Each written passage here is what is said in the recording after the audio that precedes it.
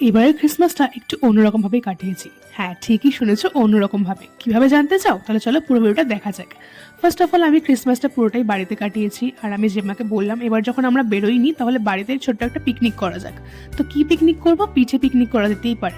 শীতকাল বলে কথা, আর পিকনিক করবো না ছোট্ট করে, এটা হতে পারে? তার উপরে পিঠে খাবো না, এটাও তো হতে পারে না, না?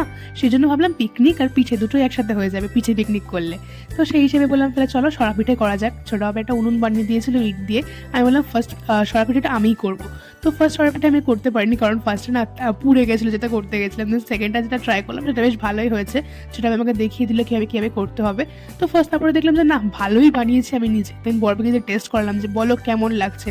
আর গরম গরম সরা পিঠে গুড়, ঝোলা গুড় দিয়ে ও আলাদাই লেভেলের লাগছিল খেতে, মানে মারাত্মক লাগছিল। কারা কারা খেয়েছো, পিঠে খেয়েছো বা সরা পিঠে জানো, অবশ্যই কিন্তু আমাকে কমেন্টে জানিও।